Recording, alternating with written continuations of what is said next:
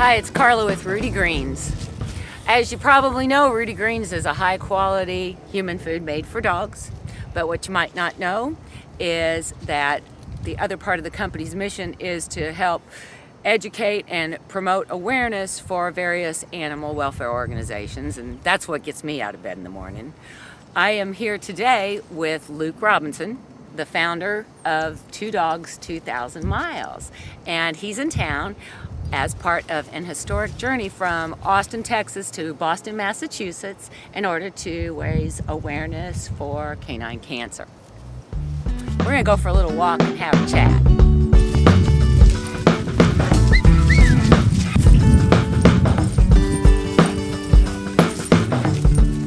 So we're walking in Louisville, Kentucky's Cherokee Park at the famous Dog Hill, and that brings us to introducing the stars of this little walk, Murphy and Hudson. Hi, Hudson. All right, Mr. Luke, tell us about what would possess someone to walk clear across the country? Well, I lost my first Great Pyrenees, Malcolm, to bone cancer in 2006, and his loss and my experience in dealing with cancer really devastated me, and I learned from my experience that there's a big need in canine cancer, and so I sold my truck, threw my stuff into storage, and Hudson and Murphy got on the road and we started walking across the country to talk to people about canine cancer and tell them about our mission, our journey.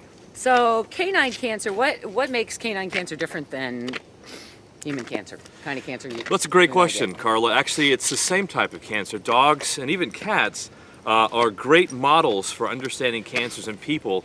It's an area of science called comparative oncology. Okay. You want to expound on what comparative oncology is? Sure. Studies what kinds of cancers they are? Or? Sure.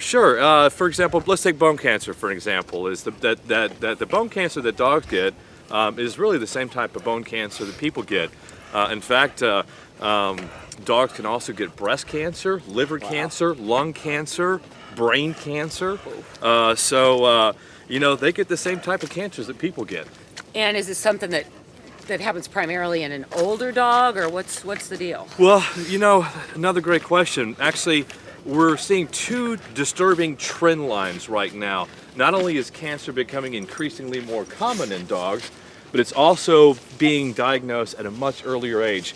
We've had wonderful but heartbreaking experience of meeting so many cancer dogs on the 1,000 miles that we've walked thus far, and we're seeing dogs as early as the age of 2 dying and even being diagnosed with cancers. One in particular, Ephraim, a beautiful corgi.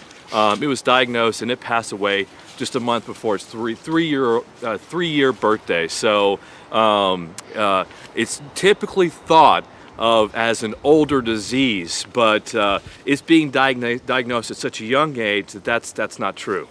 Wow. So this journey of yours, and it's really great that you're almost halfway now, and you're in Louisville, Kentucky, from Austin, Texas to Boston, Massachusetts, so Right. You're almost halfway. Right. So this has got to be a pretty interesting adventure. Oh, it's been wonderful. It sure has. All right, so you walk along the highway, right, with these two dogs. You get tired. Where do you sleep at night?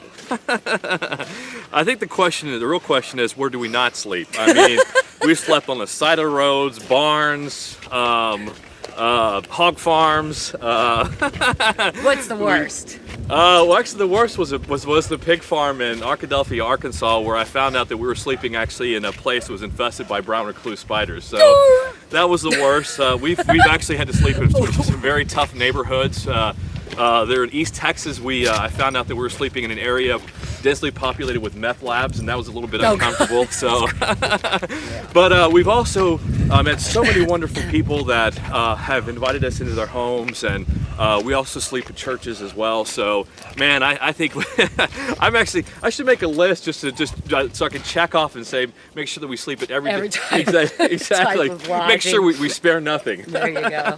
So you carry what do you carry with you? What do you tote? What do the dogs do on this Well, walk? we all have to carry our own weight. Both Hudson and Murphy carry a backpack. They carry their food, their treats, their clothing, their winter clothing. They both have snowsuits and they have fleece sweaters. Excuse me for a minute. Sure. I'd like to point out that to other dogs that these two actually pull their weight. Yeah. Okay? They have a job. They work. That's right. We all work. That's right. Working dogs. We all have a job to do. Exactly. Get a grip, Teddy. All right, so they carry packs. You carry a big heavy pack. I carry 2 packs actually. I carry my main backpack, and then I carry a hip pack as well for things that I need quick access to. With that and my clothes, I carry on average probably about anywhere from 90 to 100 pounds on me. Phew. So how many miles do you walk a day?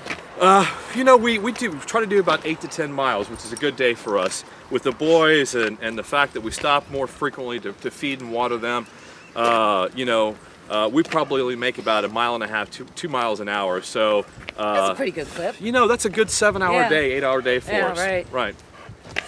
And technology. All right, so you got to stay well connected. In this day and age, there's no way you could walk along like that. So how do you charge your cell phone? You know, the funny thing is, I get that question more than any other, hands down. I actually carry 5 cell phone batteries with me. So, needless to say, whenever I'm indoors, it takes probably 10 to 12 hours to make sure every single one of those are charged. Wow. And then you just kind of, as you go along, you kind of, obviously you're making new friends along the way. And like you. like me. Yes. And Teddy. And Teddy. Unfortunately, Teddy is at home. He'd be really mad if he knew I was walking another dog. Hi, Teddy. That's exactly right. You know, I tell people that not only are we fundraising, we're also friend raising as well, because the 2 most important things that we want to accomplish on this 2,400-mile walk is we want to get the word out there about canine cancer, because there are still so many people that don't know that dogs get cancer. The second thing is to build a network of parents that have had their fur kids that have had cancer, and also providers, to build this network of people across the country, because it's only through our friends working together that we make canine cancer a national issue and keep it out there, keep it out there and the public forum. Right.